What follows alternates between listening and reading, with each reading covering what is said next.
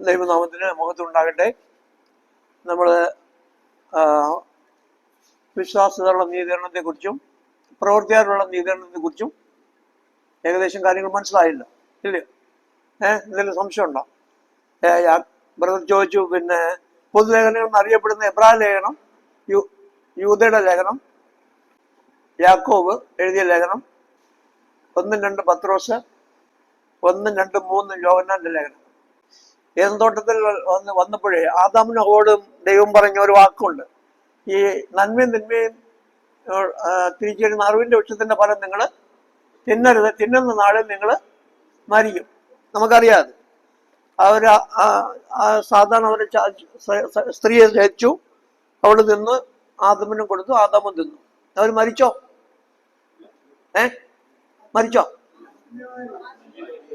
ആത്മീയമായി മരിച്ചു, ശാരീരികമായിട്ട് മരിച്ചില്ല. അപ്പം മരിച്ചില്ല എന്ന് പറയുന്നത് ശരിയാ, മരിച്ചെന്ന് പറഞ്ഞാലും ശരിയല്ലേ? ശരിയല്ലേ? ഇല്ലയോ? അപ്പൊ യാക്കോബ് പറഞ്ഞാൽ എന്താണ്? പ്രവൃത്തി ഇല്ലാത്ത വിശ്വാസം നിർജീവം. പൗലോസ് പറഞ്ഞു വിശ്വാസത്തല്ലാതെ രക്ഷിക്കപ്പെടാനായിട്ട്, നീതീകരിക്കപ്പെടാനായിട്ട് സാധ്യമല്ല. രണ്ടും ശരിയാ, രണ്ടും ശരിയാ. ഒരാള് പൗലോസ് അവിശ്വാസികളോട് പറഞ്ഞു, യാക്കോബ് വിശ്വാസികളെന്ന് അഭിമാനിക്കുന്നവരോടെ പറഞ്ഞു.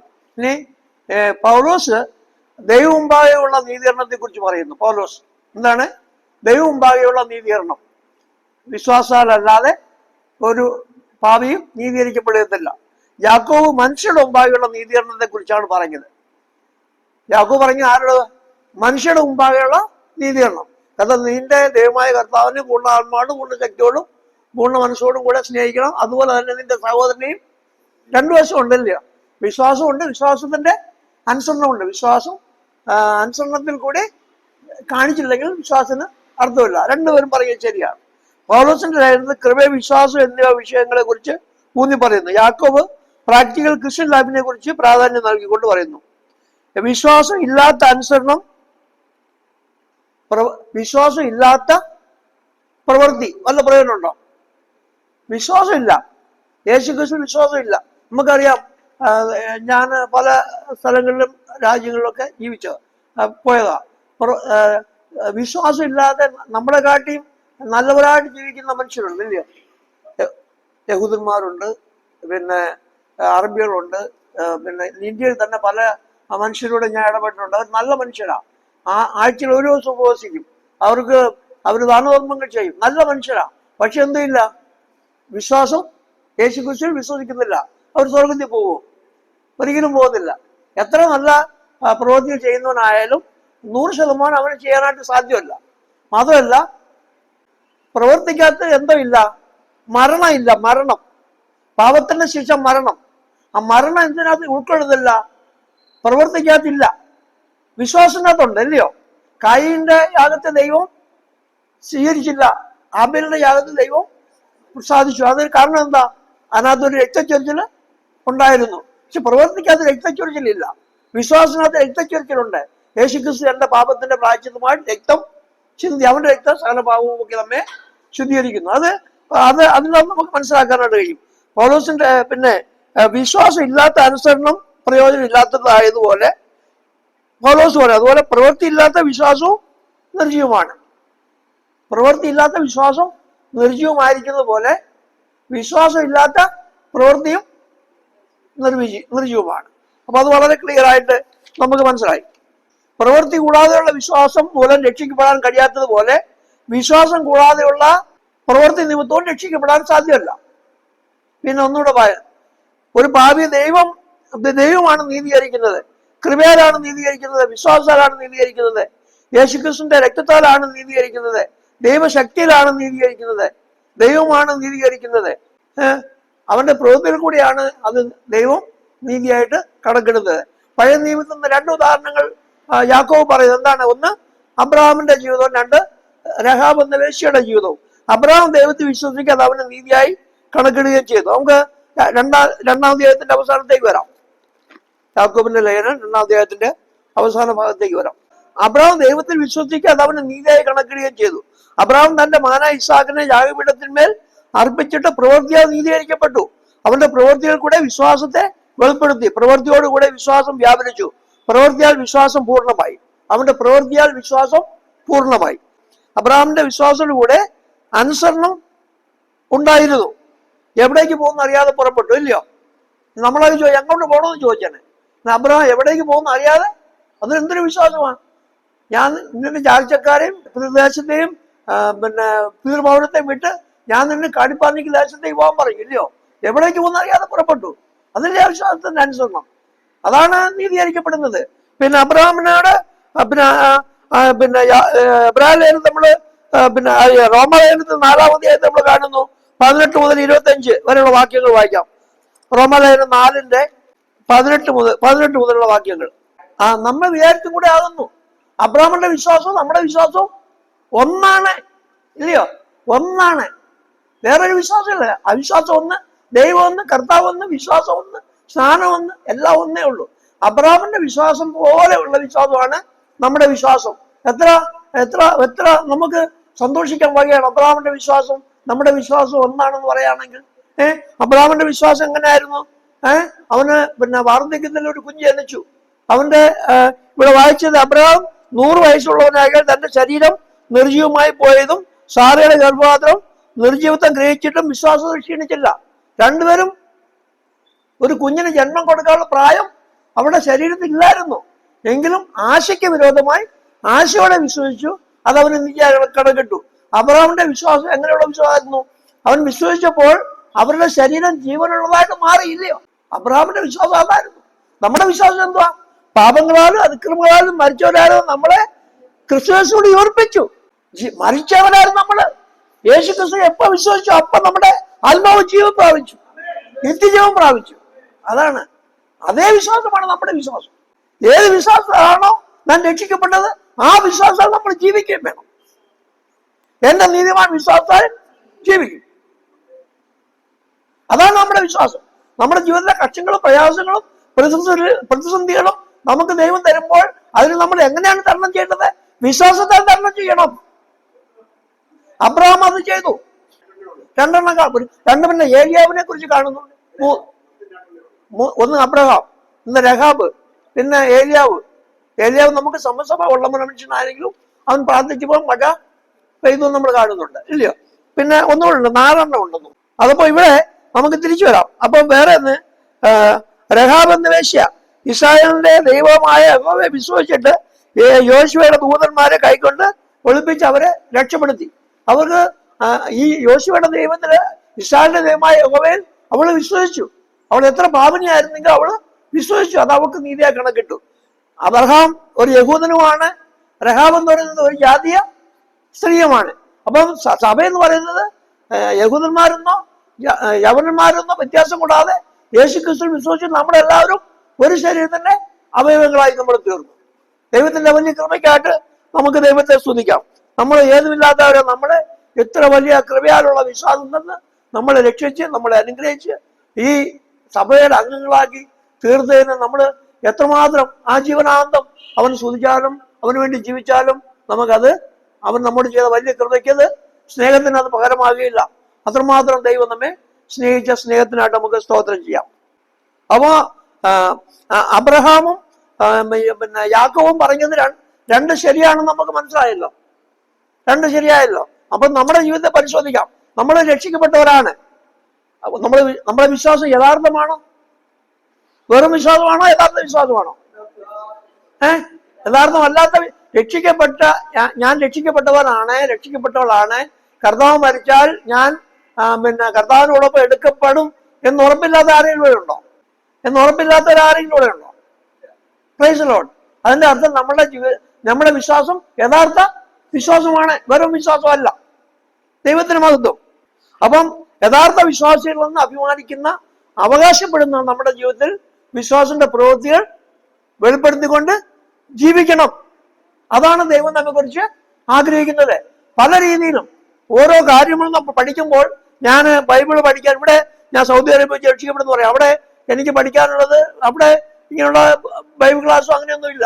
പിന്നെ ഞാൻ ഇവിടുന്ന് കുറച്ച് ബുക്കുകളൊക്കെ വായിച്ചുകൊണ്ട് പോകും. എടുത്തുകൊണ്ട് പോയി അവിടെ ചെന്നിരുന്ന് പഠിക്കും. പഠിക്കുന്ന കാര്യങ്ങൾ ഞാൻ പ്രാവർത്തികമാകും. രക്ഷിക്കപ്പെട്ട കാര്യം എനിക്ക് ഉറപ്പായി. ഈ പ്രതിസന്ധികൾ വന്നപ്പോൾ എനിക്ക് ഉറപ്പായി ഞാൻ രക്ഷിക്കപ്പെട്ടെന്ന്. പിന്നെ എന്താണ്? സ്നാനപ്പെടണം. അപ്പൊ ഞാനൊരു ബുക്ക് വായിച്ചു.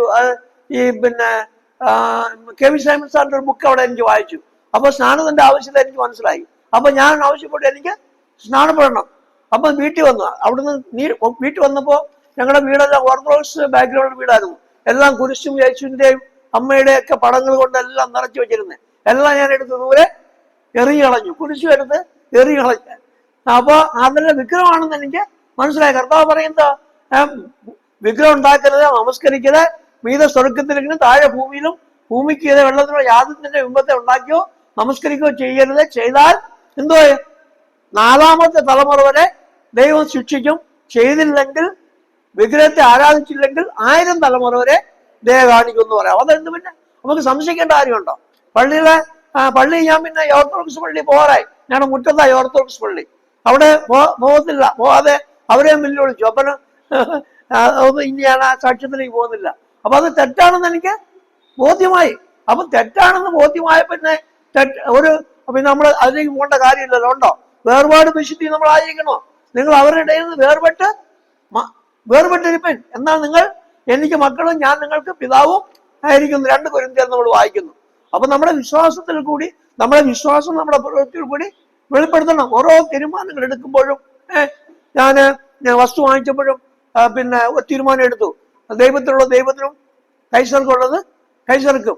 നീതി കൊടുക്കണം. നീതി കൊടുത്തില്ലെങ്കിൽ അത് ദൈവസ്ഥർക്ക് കുറ്റകരമാണെന്ന് റോമാലേഖനം 13-ാം അധ്യായത്തിൽ വായിച്ച് ഞാൻ പഠിച്ചു. അപ്പൊ നീതി കൊടുക്കണം.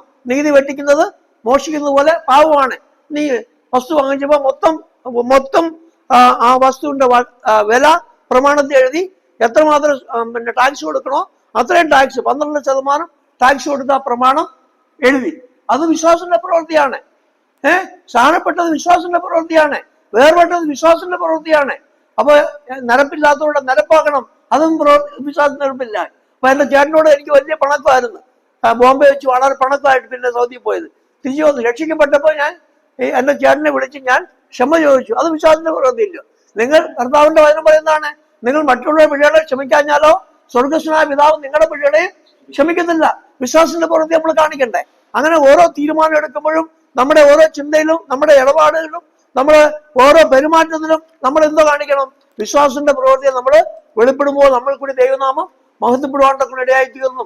പാപനിമിത്തം കഷ്ടത്തിൽപ്പെട്ടവര് അത് ഏറ്റു പറയുമ്പോൾ ദൈവം ക്ഷമിച്ചു തരും. ദൈവനാമത്തിന്റെ മഹത്വത്തിനായിട്ട് നമ്മൾ കഷ്ടത്തിൽ കൂടി കടന്നു പോകുമ്പോൾ ദൈവം നമുക്ക് അതിന് പ്രതിഫലം കിട്ടും. ഇല്ലയോ? അല്ലാതെ നമ്മള് നിഗളിച്ചു പോകാതിരിപ്പാടായിട്ട് ജഡത്തിന്റെ ശൂലം ദൈവം നമുക്ക് തരുമ്പോൾ അതിന് നമുക്ക് ദൈവം അത് മനസ്സിലാക്കി അതിനെ ഉൾക്കൊണ്ടുകൊണ്ട് മുന്നോട്ട് പോകുമ്പോൾ അതിന് നമുക്ക് പ്രതിഫലമുണ്ട്. എല്ലാറ്റിനും നമുക്ക് പ്രതിഫലമുണ്ട്. ദൈവം നമ്മളെ എങ്ങനെ രൂപാന്തരപ്പെടുത്തി എടുക്കണം, നമ്മളെ ക്രിസ്തുവിൽ എങ്ങനെ പൂർണ്ണമാക്കി തീർക്കണമെന്ന് ആർക്കറിയാം? നമ്മളെ സൃഷ്ടിച്ച ദൈവത്തിന് അറിയാം. അതുപോലെ ചെയ്യുമ്പോൾ നമുക്ക് എന്തെയാണ്? നമുക്ക് ചെയ്യാൻ എന്താണ് ചെയ്യുള്ളത്? കുശവന്റെ കയ്യിലെ കളിമണ്ണ് പോലെ പൂർണ്ണമായിട്ട് ഏൽപ്പിച്ചു കൊടുക്കുക. നീ എന്നെ പണിയണമേ, നീ എന്നെ മനയണമേ, നിന്റെ സ്വഭാവത്തോട് അനുരൂപമാക്കി എന്നെ തീർക്കണമേ എന്നല്ലാതെ നമുക്ക് എന്താണ് പ്രാർത്ഥിക്കാനുള്ളത്? ആ നിലയുള്ള ഒരു ക്രിസ്ത്യ ജീവിതമാണ് യഥാർത്ഥമായ വിശ്വാസ ക്രിസ്ത്യ ജീവിതം എന്ന് പറയുന്നത്. ദൈവം നമ്മെ സഹായിക്കട്ടെ. ഇനി ഞാൻ ഒരു കാര്യം കൂടെ പറയട്ടെ. ഇവിടെ ആ രണ്ടാം അധ്യായത്തിൽ നമ്മൾക്ക് അങ്ങനെ വേറെ എന്തെങ്കിലും സംശയം ഉണ്ടെങ്കിൽ നിങ്ങൾക്ക് ചോദിക്കാം. എന്നാൽ ഒരു കാര്യം കൂടെ ഞാൻ അതിനു മുമ്പോട്ട് പറയട്ടെ. ഈ പിന്നെ നമുക്ക് പല പ്രതിസന്ധികൾ ഉണ്ടാവും എന്ന് പറയുമല്ലോ, കഷ്ടങ്ങൾ ഉണ്ടാവും എന്ന് പറയുമല്ലോ. ആ കഷ്ടങ്ങളുടെ നടുവില് നമ്മൾ കടന്നു പോകും. വ്യത്യസ്തമായ നിലയിൽ വ്യത്യസ്തമായ പ്രതികൂലങ്ങൾ കൂടി നമ്മൾ കടന്നു പോകുന്നവരാണ്. പക്ഷെ നമ്മുടെ പ്രതികരണം എങ്ങനെയുള്ള? ഈ കഷ്ടങ്ങളോട് നമ്മുടെ പ്രതികരണം എങ്ങനെയുള്ളതാണ്? നമ്മൾ വിഷമിക്കുന്നവരാണോ? ദുഃഖിക്കുന്നവരാണോ? കരയുന്നവരാണോ? ദുഃഖിക്കുന്ന ഭാഗ്യന്മാർ നേരമായി സ്വർഗരാജ്യം അവർക്കുള്ള. ദുഃഖിച്ച സ്വർഗരാജ്യത്തിൽ പോകുവോ? ദുഃഖിച്ച സ്വർഗത്തിൽ പോകുവോ? അല്ലെങ്കിൽ വീടില്ലേ, പണമില്ലേ, ജോലിയില്ലേ എന്ന് പറയും ദുഃഖിച്ച സ്വർഗത്തിൽ പോകുവോ? ഇല്ല. അത് ലോകപ്രകാരമുള്ള ദുഃഖമാണ്. അപ്പൊ ദൈവീക പ്രകാരമുള്ള ദുഃഖമുണ്ട്. അതെന്താണ്? 2 കൊരിന്ത്യർ കൊരിന്ത്യർക്ക് എഴുതിയ 2-ാം ലേഖനം 7-ാം അധ്യായത്തിലേക്ക് വരാം. 10-ാം വാക്യം. ലോകത്തിന്റെ ദുഃഖം മരണത്തെ ഉളവാക്കുന്നു, ദൈവവിധ പ്രകാരമുള്ള ദുഃഖം മാനസാന്തരത്തെ ഉളവാക്കുന്നു. അപ്പൊ ദുഃഖിക്കുന്നവർ ഭാഗ്യവാന്മാർ എന്ന് പറഞ്ഞാൽ എന്റെ അർത്ഥം എന്തുവാ? നമ്മുടെ പാപത്തെ കുറിച്ച് ദുഃഖിക്കുന്നവരാണ് ഭാഗ്യവാന്മാർ. ഇല്ലയോ? എനിക്ക് ലോകപ്രകാരമുള്ള ദുഃഖം എനിക്ക് ജോലിയില്ല, കഷ്ടതയാണ്, രോഗമാണ്, പ്രതിസന്ധികളാണെന്ന് പറഞ്ഞ് നമ്മൾ ദുഃഖിക്കാൻ ആ ദുഃഖം ദൈവത്തിന് പ്രസാദമാണോ? അല്ല. അങ്ങനെ ദുഃഖിക്കാനല്ല കർത്താവ് പറഞ്ഞ്. എന്താണ്? ആ ദുഃഖത്തിൽ കൂടി കടന്നു പോകുമ്പോൾ നമ്മുടെ പ്രതികരണം എങ്ങനെയായിരിക്കണം? ചിലർ മുഷിഞ്ഞു പോകും, ഇല്ലയോ? ഇബ്രാഹിം പറയുന്ന 12-ാം അധ്യായത്തില് 5-ാം വാക്യം വായിക്കാം.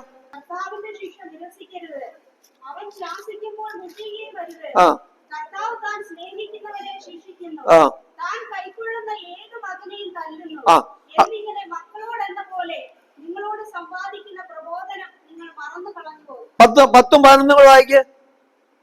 അവർ ശിക്ഷിച്ചത് കുറെ കാലവും തങ്ങൾക്ക് ബോധിച്ച പ്രകാരവും അത്രേ. അവനോ നാം അവന്റെ വിശുദ്ധി പ്രാപിക്കേണ്ടതിന് നമ്മുടെ ഗുണത്തിനായി തന്നെ ശിക്ഷിക്കുന്നത്. അപ്പോ നമ്മുടെ ഗുണത്തിനായിട്ടാണ് ശിക്ഷിക്കുന്നത്. നമ്മൾ ബോധ്യമാകുമ്പോഴേ നമുക്ക് ആശ്വാസമായില്ലയോ, സമാധാനമായില്ലയോ? ഒരു തെറ്റ് നമ്മൾ ചെയ്യുമ്പോഴേ ദൈവം നമ്മളെ രോഗിയാ. ഇപ്പൊ ഞാനിപ്പം ഇന്ന് രോഗിയായി, ഇന്നലെ രോഗം വന്ന് ഇപ്പോഴും ഞാൻ രോഗിയായിട്ട് നിൽക്കുന്നു. അപ്പൊ ഞാൻ എന്റെ തെറ്റ് എന്തെങ്കിലും ഉണ്ടായിരുന്നെങ്കിൽ അതുകൊണ്ടായിരിക്കാം, അല്ലെങ്കിൽ ഞാൻ നിഗളിച്ചു പോകാതിരിക്കാനായിട്ടോ ആയിരിക്കാം, എന്തെങ്കിലും ഒരു കാരണമില്ലാതെ എന്നെ സ്നേഹിക്കുന്ന ദൈവം എനിക്ക് ദോഷമായിട്ടൊന്നും ചെയ്യുന്നില്ല. അതിനകത്ത് നമുക്ക് ദുഃഖിക്കേണ്ട കാര്യമില്ല. അപ്പോ ഇവിടെ നമ്മുടെ പ്രതികരണം എങ്ങനെയാണ്? ചെറു മുഷിഞ്ഞു പോകും. അങ്ങനെ മുഷിഞ്ഞു പോകാൻ പാടില്ല. വേറെ ചിലർ സ്വന്തം വിവേകത്തിൽ ഊന്നി പരിഹരിക്കാൻ നോക്കും. അപ്പൊ ദൈവം അങ്ങനെ പറയും, സ്വന്തം വഴിയിൽ കൂടെ അല്ല നമ്മുടെ പ്രശ്നങ്ങൾ പരിഹരിക്കേണ്ട, നിന്റെ വഴി യഹോവയെ പരമേൽപ്പിക്കുക, അവൻ തന്നെ പുലർത്തും. നീതിമാൻ കുലുങ്ങി പോകാൻ ഒരു നാളും സമ്മതിക്കുന്നില്ല. സ്വന്തം വഴിയിൽ കൂടി പോകുന്ന വിവേകബുദ്ധിയല്ല, ദൈവത്തിന്റെ വഴിയിൽ കൂടി നമ്മൾ പോകണം. നമുക്ക് തന്നിരിക്കുന്ന ഒരു പ്രതികൂലം നേരെയുള്ള വഴിയെ കൂടി നമ്മളെ നടത്താൻ വേണ്ടിയാ, അല്ലയോ? വിശാൽ മക്കളെ ഈ പ്രതികൂലങ്ങളിലൂടെ കടത്തിവിട്ട ദൈവം പറയുന്നത് അവരെ ദൈവം നേരെയുള്ള വഴിയിൽ കൂടി നടത്തി. മാത്രമല്ല, അവരെ കുറിച്ച് എഴുതിയിരിക്കുന്നത് അവരുടെ ജീവിതത്തെ അവരെ അഭ്യസിപ്പിക്കാൻ വേണ്ടി അവരെ പ്രതികൂലങ്ങൾ കൂടി കടത്തിവിട്ടെന്ന വിശാൽ മക്കളെ. അപ്പൊ നമ്മുടെ ജീവിതത്തിൽ കൂടി ചില പ്രതികൂലങ്ങൾ ദൈവം തരുന്ന നമ്മളെ ചില കാര്യങ്ങൾ പഠിപ്പിക്കാനും അത് നമ്മുടെ വഴി തിരിച്ചുവിടാനായിട്ട്, ശരിയായ വഴിയിലേക്ക് നമ്മളെ തിരിച്ചുവിടാനായിട്ട് ദൈവത്തിന്. പക്ഷേ നമുക്കിത് മനസ്സിലാകത്തില്ല. അവന്റെ വഴികൾ, ദൈവത്തിന്റെ വഴികൾ ഭൂമിക്ക് ആകാശം തോന്നിരിക്കുന്ന പോലെ നമ്മുടെ വഴികളിലും അങ്കുലമായിരിക്കുന്നു. അവന്റെ വിചാരങ്ങൾ നമ്മുടെ വഴികളെക്കാൾ ഉന്നതമായിരിക്കുന്നു. ഭൂമിക്ക് ആകാശം തുറന്നിരിക്കുന്നു. അവന്റെ വഴികൾ, അവന്റെ തീരുമാനങ്ങൾ നമ്മെക്കുറിച്ച് അത് വലുതായിരിക്കുന്നു. ഏറ്റവും നന്മയായിട്ടുള്ളത് മാത്രമേ ദൈവം നമുക്ക് തരികയുള്ളൂ. നമുക്കത് മനസ്സിലാക്കണം. ഇപ്പൊ മനസ്സിലാക്കാനായിട്ട് നമ്മൾ എന്ത് വേണം? പ്രാർത്ഥിക്കുന്ന ഒരു വാക്കുണ്ട് എബ്രാഹിം. നമ്മൾ അതിന്റെ അർത്ഥം ഇപ്പോഴാണ് മനസ്സിലാക്കാൻ പറ്റുന്നത്. ഇങ്ങനെ നോക്ക്, യാക്കോബിന്റെ ലേഖനം 1-ാം അധ്യായത്തിലെ നമുക്കൊരു വാക്യം വായിക്കാം. 5-ാം വാക്യം.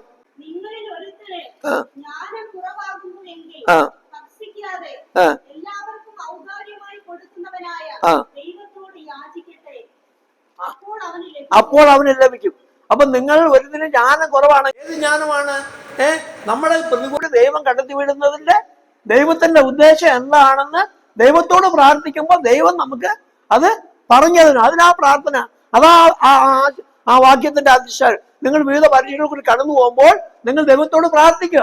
അപ്പം ദൈവം അത് നമുക്ക് പറഞ്ഞ് മനസ്സിലാക്കി തരും. ദൈവം നമ്മെ സഹായിക്കും. ദൈവത്തിന്റെ വഴിയിൽ കൂടി നമുക്ക് ജീവിക്കാനായിട്ട് പറ്റും. ചിലർ മടുത്തു പോകും, മതി, ഇനി രക്ഷിക്കപ്പെട്ട് മുന്നോട്ട് വന്നപ്പോൾ എന്നെ ഞാൻ താമസിക്കുന്ന വീട്ടിൽ നിന്ന് പുറത്താക്കി, ഞാൻ എൻ്റെ ഓഫീസിൽ നിന്ന് പുറത്താക്കി, അതും പോരാഞ്ഞിട്ട് പറഞ്ഞ് 2 ലക്ഷം റിയാൽ തരാം, നീ മുസ്ലിം ആകണം എന്നൊക്കെ പറഞ്ഞ് നമ്മളെ പീഡിപ്പിച്ചപ്പോ നമ്മൾ ഇത്രയും പ്രതിസന്ധികളൊക്കെ വന്നപ്പോഴേ നമ്മളെന്ന് വിചാരിക്കും, ദൈവം രക്ഷിക്കപ്പെട്ടതുകൊണ്ടാണ് ഇങ്ങനെയൊക്കെ ജോലി പോയത്, രക്ഷിക്കപ്പെട്ടതുകൊണ്ടാണ് വീട്ടിൽ നിന്ന് പുറത്തായത്, ഇല്ലയോ? ഈ പ്രതിസന്ധികളൊക്കെ അനുഭവിക്കുന്നത് ഞാൻ രക്ഷിക്കപ്പെട്ടുകൊണ്ടാണെന്ന് ഞാൻ ചിന്തിച്ചിരുന്നെങ്കിലോ സ്വാഭാവികമായിട്ട് മനുഷ്യൻ മടുത്തു പോകും, ഇല്ലയോ? ഒരാൾ രക്ഷിക്കപ്പെട്ടിങ്ങോട്ട് വരുമ്പോൾ പല പരിശോധനകൾ വരാൻ സാധ്യതയുണ്ട്. അപ്പൊ ആ മനുഷ്യൻ വിചാരിക്കും, എന്താണ്, നീ രക്ഷിക്കപ്പെട്ടതുകൊണ്ട് ആ ദൈവം നിന്നെ ഇത് ശരിയായ വഴിയല്ല, നീ രക്ഷിക്കപ്പെട്ട് ദൈവത്തിന്റെ മക്കളായി തീർന്നുകൊണ്ട് ദൈവം തന്നെ ശിക്ഷിക്കുകയാണെന്ന് പിശാച് നമുക്ക് എന്ത് ചെയ്യും? ദുരുപദേശം പറഞ്ഞു തരും. അപ്പൊ നമ്മള് ദൈവത്തിന്റെ ഉപദേശമാണോ പിശാചിന്റെ ഉപദേശമാണോ എന്ന് നമ്മൾ തിരിച്ചറിയുന്ന എങ്ങനാ? വചനത്തിൽ കൂടെയാണ്. മോശ ഫറവോന്റെ അടുക്കൽ ചെന്നു, അവന്റെ വടി നിലത്തിട്ടപ്പോ അത് പാമ്പായി. ഫറവോന് മന്ത്രവാദികൾ വിളിച്ചു, അവരുടെ വടിയും നിലത്തിട്ടപ്പോ അതും പാമ്പായി. മന്ത്രവാദിയുടെ ശക്തി കൊണ്ടും വടി പാമ്പായി, ദൈവത്തിന്റെ ശക്തി കൊണ്ടും വടി പാമ്പായി. പക്ഷെ മോശയുടെ വടി അവരുടെ വടിയെ വിഴുങ്ങിക്കളഞ്ഞു. അപ്പൊ ശരിയായിട്ടുള്ള വഴി ഏതാന്ന് രണ്ടോരോ അത്ഭുതങ്ങളാ കാണിച്ചേ. ബൈബിളിൽ അങ്ങനെ തന്നെ എഴുതിയിട്ടുണ്ട്. മോശയുടെ വടിയും പാമ്പായി, ഫറവോന്റെ മന്ത്രവാദികളുടെ വടിയും സത്യം ചെയ്തിരിക്കുന്നത്. പക്ഷെ മോശയുടെ വടി അവരുടെ വടിയെ വിഴുങ്ങിക്കളഞ്ഞു. അപ്പൊ നമുക്ക് സത്യം മനസ്സിലാക്കാനായിട്ട് നമ്മൾ എവിടത്തേക്ക് പോകണം? വചനത്തിലേക്ക് പോകണം. വചനം നമുക്കത് സത്യവാതിൽ കൂടി നമ്മളെ ദൈവം വഴി നടത്തും. അപ്പോ അങ്ങനെ നമ്മൾ ക്ഷീണിച്ച് മടുത്തു പോകുമ്പോൾ എന്ത് വേണം? എബ്രായലേഖനം 12:9, എബ്രായലേഖനം 12:3 വാക്യം, നിങ്ങളുടെ ഉള്ളിൽ ക്ഷീണിച്ച് മടുക്കാതിരിപ്പാൻ പാപികളാൽ തനിക്ക് നേരിട്ട് ഇങ്ങനെയുള്ള വിരോധ സൗജന്യെ ധ്യാനിച്ചുകൊള്ളുവൻ. നമ്മുടെ കർത്താവിന് പച്ചമരത്തോട് ഇങ്ങനെ ഏതെങ്കിൽ ഉണക്കമരത്തോടെ കർത്താവ് ചോദിച്ചില്ലയോ? അപ്പൊ നമ്മുടെ കർത്താവിനെ നമ്മൾ ധ്യാനിക്കുമ്പോൾ നമുക്കും അവൻ മാതൃക വെച്ചു പോയിരിക്കുന്നു. അവൻ നമുക്ക് മാതൃക വെച്ചു പോയിരിക്കുന്നു. കർത്താവ് പറയുന്ന പിന്നെ നിത്യജീവനിലേക്കുള്ള വഴി എടുക്കും ഞെരുക്കമുള്ളത്, നാശത്തിലേക്കുള്ള വഴി വിശാലമായത്, അതിൽ കൂടെ പോകുന്നവർ അനേകരുമാകുന്നു. നിങ്ങൾ വിളിക്കപ്പെട്ടവരാണ്, നിങ്ങൾ തിരഞ്ഞെടുക്കപ്പെട്ടവരാണ്, ദൈവമക്കളാണ്. നിങ്ങൾ ചുരുക്കം മാത്രമേ, നിങ്ങൾ ലോകത്തിന്റെ വെളിച്ചമാകുന്നു, ഒന്നേ ഉള്ളൂ. നിങ്ങൾ ഭൂമിയുടെ ഉപ്പാകുന്നു, കുറച്ചു മതി. വിളിക്കപ്പെട്ടവരോ ചുരുക്കമോ, തിരഞ്ഞെടുക്കപ്പെട്ടവർ ചുരുക്കം, വിളിക്കപ്പെട്ടവരോ അനേകര. അപ്പൊ നമ്മൾ ചുരുക്കത്തിന്റെ കൂട്ടത്തിൽ ദൈവം നമ്മളെ പെടുത്തിയിരിക്കുന്നു. അതുകൊണ്ട് നിങ്ങൾ ക്ഷീണിച്ചുള്ളിൽ മടുത്തു പോകാതിരിക്കാനായിട്ട് എന്ത് വേണം? അപമാനം അലക്ഷ്യമാക്കി ക്രൂശിനെ സഹിച്ചവനെ ധ്യാനിച്ചു കൊള്ളണം. പിന്നെ വേറെ ചിലര് പല രീതിയിൽ അവര് മടുത്തു പോവും, പിന്മാറിപ്പോവും, അങ്ങനെയൊക്കെ പല രീതിയിൽ പ്രതികരിക്കുന്നുണ്ട്. എന്നാൽ അങ്ങനെയല്ല. ദൈവവചനം നമ്മൾ ഏത് കാരണം കൊണ്ടാണ് ഞാൻ പ്രതിസന്ധിയിൽ കൂടി കടന്നു പോകുന്നതെന്ന് ഞാൻ മനസ്സിലാക്കുകയും ദൈവസന്നിധിയിൽ ഞാൻ പ്രാർത്ഥിക്കുകയും ചെയ്യുമ്പോൾ ദൈവം ആ ശരിയായിട്ടുള്ള വഴി നമുക്കത് കാണിച്ചു തരും. അതിൽ കൂടെ പോകുമ്പോൾ നമുക്ക് നന്മയായിട്ട് ദൈവത്തിന്റെ വഴി നമുക്ക് സാഹചര്യത്തിൽ കൂടി മനസ്സിലാക്കാൻ പറ്റും. നീ കർത്താവിന്റെ വഴി നമ്മൾ ചോദിക്കുമ്പോൾ വഴി ഇതാകുന്നുള്ള ശബ്ദം ദൈവത്തിൽ നമ്മൾ കേൾക്കും. നമ്മൾ ഇടത്തോട്ടോ വലത്തോട്ടോ തിരിയുമ്പോൾ വഴി ഇതാകുന്നുള്ള ദൈവത്തിന്റെ ശബ്ദം കേൾക്കും. ഞങ്ങൾക്ക് 2 ആൺമക്കളാ. മൂത്ത മോന് എഞ്ചിനീയറിംഗിന് പഠിച്ചപ്പോഴേ അവന് പുതിയൊരു നിയമം വന്നു. പിന്നെ സ്വാശ്രയ കോളേജിലും ഗവൺമെന്റ് ഫീസ് കൊടുത്താൽ മതി, 4000 രൂപ കൊടുത്താൽ മതി എന്നുള്ള നിയമം വന്നു. അപ്പൊ ദൈവം ഇതാണ് മനസ്സിലാക്കി ഇപ്പൊ അഡ്മിഷൻ എടുത്തു. ഇളയ മോന്റെ സമയം വന്നപ്പോ അവന് മെഡിസിന് കിട്ടി 12,500 രൂപ. പിന്നെ കെട്ടി, ഗവൺമെന്റ് ഫീസ് കെട്ടി, അലോട്ട്മെന്റും എടുത്ത് വീട്ടിൽ കൊണ്ടുവന്ന് അടുത്ത ദിവസം കോളേജിൽ പോകാനായിട്ട് പുഷ്പഗിരി കോളേജിൽ MBBSന് അഡ്മിഷൻ എടുക്കാനായിട്ട് ഇരിക്കുക. അന്ന് തലേ രാത്രി വേറൊരു നിയമം വന്നു. 12,500 എന്നുള്ളത് 1,12,500 ആയി. ഇതാരാ ചെയ്തത്? ദൈവമല്ലോ. ഉള്ള അധികാരങ്ങളോ ദൈവത്താൽ നിയമിക്കപ്പെട്ടിരിക്കുന്നു. നിങ്ങൾ അതുകൊണ്ട് വാഴ്ചകൾക്കും അധികാരങ്ങൾക്ക് നമ്മൾ കീഴടങ്ങിയിരിക്കണം. കീഴടങ്ങിയിരുന്നില്ലെങ്കിൽ നമ്മൾ ശിക്ഷാവധി പ്രാപിക്കും. അപ്പൊ ദൈവം ഒരു മോനെ സംബന്ധിച്ച് അവനെ ഫീസ് 50,000 എന്നുള്ളത് 4,000 ആക്കി കുറച്ചു തന്നു. വേറെ മോനെ സംബന്ധിച്ച് പിന്നെ 12,500 എന്നുള്ളത് 1,12,500 ആയിട്ട് ഉയർത്തി തന്നു. അപ്പൊ എനിക്ക് വേണമെങ്കിൽ ബാങ്കിൽ പോയത് കൊടുത്താൽ പൈസ കിട്ടും. അപ്പൊ അതെന്തോ ദൈവീതമല്ല. ദൈവീതമായിരുന്നെങ്കിൽ, മെഡിസിന് പോകുന്ന ദൈവീതമായിരുന്നെങ്കിൽ ഈ 12,500 1,12,500 ആകത്തില്ലായിരുന്നു. കാരണം ഈ നിയമങ്ങളെ ആരാ നിയന്ത്രിക്കുന്നത്? എന്റെ ദൈവമാണ് നിയന്ത്രിക്കുന്നത്. ഉള്ള അധികാരങ്ങളോ ദൈവത്താൽ നിയമിക്കപ്പെട്ടിരിക്കുന്നു. അതുകൊണ്ട് നിയമവ്യവസ്ഥയോട് ദൈവത്തോട് മറുക്കുന്നവൻ ശിക്ഷാവധി പ്രാപിക്കും. നമ്മുടെ ഇവിടെയുള്ള ഒരു സഹോദരനുണ്ട്. ഇവിടെ നമ്മുടെ സാം പണിക്കരുടെ ഒരു പിന്നെ അനിയനുണ്ട്. അനിയന്റെ മോനെ പിന്നെ ഞാൻ കേട്ടിട്ടുണ്ട്, ഞായറാഴ്ച ആൾ ഇന്ത്യ മെഡിക്കൽ പിന്നെ എക്സാമിനേഷനായിട്ട് പോയ ഞായറാഴ്ചയായി. അപ്പൊ ആ മോൻ പറയും, ഞാൻ പോകുന്നില്ല, ഞാൻ ആരാധനയ്ക്ക് പോവാ, ഇന്ന് ഞായറാഴ്ച, ഞാൻ പരീക്ഷ എഴുതാൻ പോകുന്നില്ല എന്ന് പറഞ്ഞു. അവൻ പോയില്ല. ആ പരീക്ഷ കഴിഞ്ഞ് കുറച്ച് ദിവസം കഴിയുമ്പോ ആ എക്സാം ഗവൺമെന്റ് ക്യാൻസൽ ചെയ്തു. എന്നെ മാനിക്കുന്നവനെ ദൈവം മാനിക്കും. ദൈവം നമ്മുടെ വിശ്വാസത്തെ പരിശോധിക്കുന്നവനാണ്. നമ്മുടെ ക്രിസ്ത്യൻ ജീവിതത്തിൽ ദൈവം നമ്മുടെ വിശ്വാസത്തെ പരിശോധിക്കും. നമുക്ക് ധൈര്യമുണ്ടോ? നിങ്ങൾ ഉറപ്പുള്ളവരും ധൈര്യമുള്ളവരായിരിക്കും. നിങ്ങളുടെ വിശ്വാസം വർദ്ധിക്കുന്നതായിരിക്കട്ടെ. നമ്മുടെ ദൈവം ആരാണ്? സർവശക്തനായ ദൈവം, സ്വർഗത്തിലെ ഭൂമിയിലെ സകല അധികാരങ്ങളും ഉള്ള ദൈവം, സകല അധികാരങ്ങളും വാഴ്ചകളും അവനാ നിയമിക്കപ്പെട്ടിരിക്കുന്നു.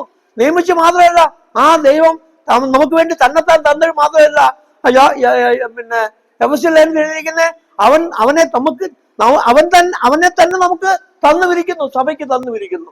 ദൈവം നമ്മെ അനുഗ്രഹിക്കട്ടെ. നോക്കുക, നമ്മുടെ ദൈവം ജീവിക്കുന്ന ദൈവമാണ്. നമ്മുടെ വിശ്വാസം ഈ 2 അധ്യായങ്ങൾ കൂടി നമുക്ക് പഠിക്കാൻ കഴിയുന്നത് നമ്മുടെ വിശ്വാസം എങ്ങനെ ഇരിക്കുന്നു, നമ്മുടെ ക്രിസ്തീയ ജീവിതം എങ്ങനെ ഇരിക്കുന്നു, നമ്മുടെ വിശ്വാസം നമ്മുടെ പ്രവൃത്തിയിൽ കൂടി വെളിപ്പെടുത്തുകയും ജീവിക്കുവാനായിട്ട് നമുക്ക് കഴിയുന്നുണ്ടോ? കഴിയുന്നില്ലെങ്കിൽ യാക്കോബ് പറയാണ് നമ്മുടെ വിശ്വാസം വ്യർത്ഥമാണ്. എന്തെല്ലാം പ്രതിസന്ധി ആയിക്കോട്ടെ, വചനത്തിൽ ഉറച്ചിക്കണം. ആദ്യം അവന്റെ രാജ്യം അന്വേഷിക്കണം. അതോടെ ഇതൊക്കെ നിങ്ങൾക്ക് കിട്ടും. ഒന്നിനെ കുറിച്ച് നിങ്ങൾ വിചാരപ്പെടുന്ന സകല ആവശ്യങ്ങളും സ്തോത്രത്തോടെ ആവശ്യങ്ങളെ അറിയിക്കുക എത്ര വേണമെന്നാൽ സകല ബുദ്ധിയെയും കവിയുന്ന ദൈവ സമ്മാനം നിങ്ങളുടെ ഹൃദയങ്ങളും നിലവിടെ ക്രിസ്തു യേശുവിൽ കാക്കും. ദൈവം ഈ വചനങ്ങളാൽ നമ്മെ അനുഗ്രഹിക്കട്ടെ.